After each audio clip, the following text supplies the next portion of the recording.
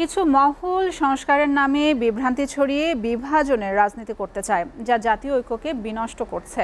গুলশান চেয়ারপারসনের কার্যালয়ে রাজবন্দির জবানবন্দি বইয়ের মোড়ক উন্মোচনের শেষে এসব কথা বলেছেন বিএনপি মহাসচিব মির্জা ফখরুল ইসলাম আলমগীর। নির্বাচিত সংসদ ছাড়া পরিপূর্ণ সংস্কার সম্ভব নয় বলে আবারও মন্তব্য করেন তিনি। রিফাত শিশিরের প্রতিবেদন।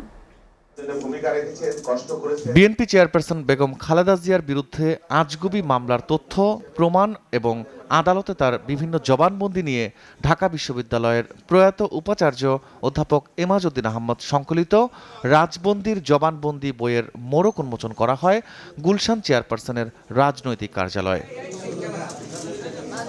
আওয়ামী সরকার আমলে বাজেয়াপ্ত করা বইটিকে বেগম খালেদা জিয়ার লড়াই সংগ্রামের জীবন্ত ইতিহাস বলে আখ্যা দিয়ে জ্যেষ্ঠ সাংবাদিক শফিক রেহমান বলেন, শেখ হাসিনার ফ্যাসিস্ট রাজনীতি ঘৃণিত হবে আজীবন। মানুষের এই ভালোবাসা ও শ্রদ্ধা অর্জন করেছেন খালেদা জিয়া।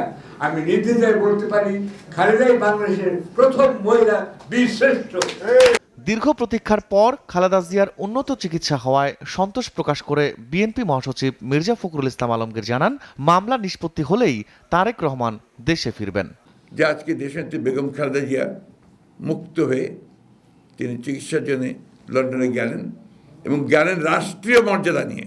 আন্তর্জাতিকভাবে তিনি যে সম্মানটুকু পেয়েছেন, কোথাও বাধা পেতে হয়নি আমাদেরকে। আমাদের ভারপ্রাপ্ত চেয়ারম্যান সাহেব তিনি মুক্ত হবেন অল্প দিনের মধ্যেই পুরোপুরি কেস থেকে, তিনিও এসে আমাদের মাঝে উপস্থিত হবেন।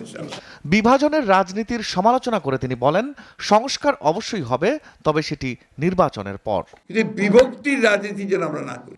এখন যেটা প্রয়োজন, সবচেয়ে বেশি প্রয়োজন দেশকে বাঁচানোর জন্য, গণতন্ত্রকে ফিরে পাওয়ার জন্য ঐক্য, স্ট্রাকচার তৈরি করার সংস্কার অবশ্যই লাগবে।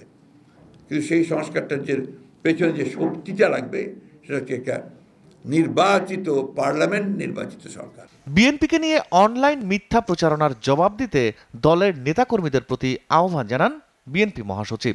মিথ্যা প্রচারণাকে কাউন্টার করবার একমাত্র পথ হচ্ছে প্রচারণা, বিকল্প নেই। ওই প্রচারণাকে দিয়েই মিথ্যা প্রচারণাকে কাউন্টার করতে হবে। রিফাত শিশির, এসএ টিভি, ঢাকা।